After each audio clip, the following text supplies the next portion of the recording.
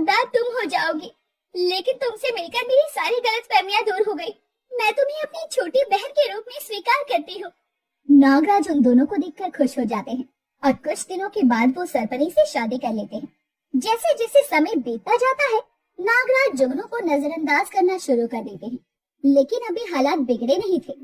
ऐसे ही एक दिन नागराज सरपनी से बातें कर रहे थे और जुगनू नागराज से मिलने उनके कमरे में जा रही थी, लेकिन कमरे के अंदर से आती आवाज को सुनकर जुगनू कमरे के बाहर खड़ी होकर नागराज और सरपनी की बातें सुन रही होती है।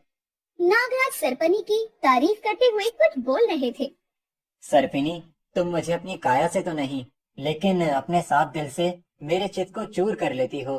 तुम्हारे ये जो मीठे बोल हैं, ये मुझे बहुत पसंद हैं। नागराज, आप राजा हैं, भला मैं कैसे आपकी चित्त को चुरा सकती हूँ? काया और मुख से नागरानी जुगनू सुंदर है। ऐसा लगता है कि भगवान ने मेरी सुंदरता भी उनके नसीब में लिख दी है। सरपिनी, बात सुंदरता की नहीं, सुंदर मन की हो रही है, जो रानी जुगनू से ज्यादा मुझे आप में नजर आती है। वो अपनी सुंदरता से मेरे मन को मोह लेती हैं, लेकिन आपको देखकर मेरा मन शांत हो जाता है।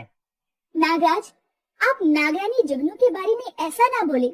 अगर उन्हें खबर हुई कि आप सिर्फ उनके चेहरे पर ही मरते हैं, तो वो मुझे जिंदा नहीं छोड़ेंगी।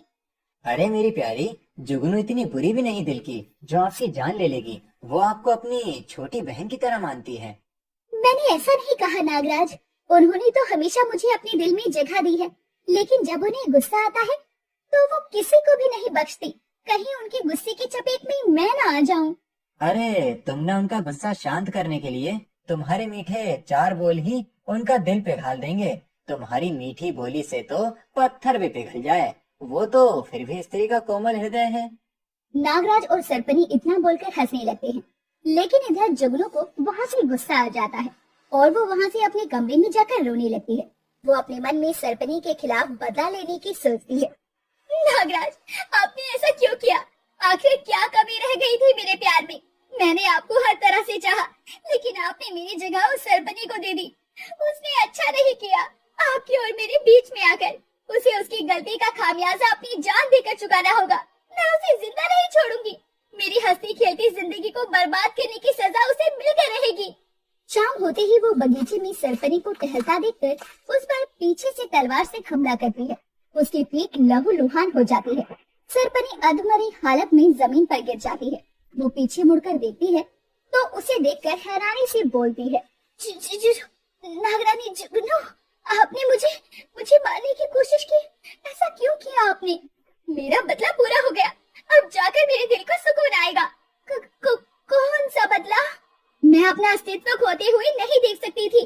तुम्हारी वजह से नागराज के दिल में मेरा दर्जा तुमसे कम होने लगा था, और ऐसा मैं कभी होने नहीं दूंगी। हरगिज नहीं। मैं तुम्हें इस दुनिया से खत्म कर दूंगी।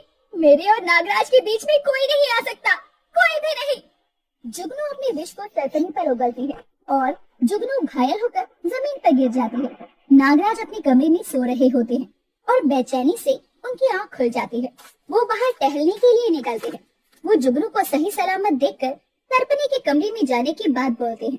तभी जुगनू मन में सोचती है, कहीं नागराज को ये एहसास तो नहीं हो गया कि सरपनी मर चुकी है। नहीं, ऐसा नहीं हो सकता। मुझे इन्हें रोकना होगा।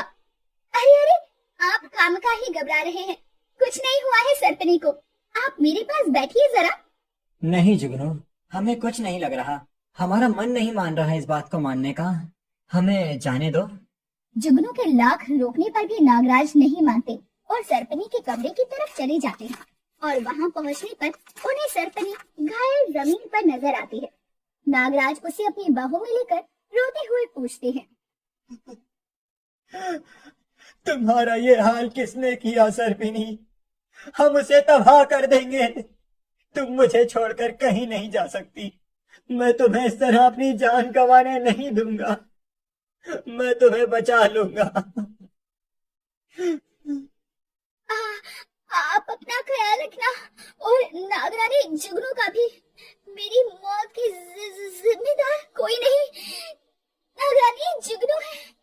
सरपनी इतना बोलते ही नागराज की बाहों में दम तोड़ देती है। नागराज जुगनू का नाम सुनते ही आग बबूला हो जाते हैं और जुगनू के पास जाकर उस पर अपने गुस्से से प्रहार करते हैं और अपनी जादुई शक्तियों से वो उसे तबाह कर देते हैं। जुगनू पल भर में ही अपने प्राण त्याग देती है।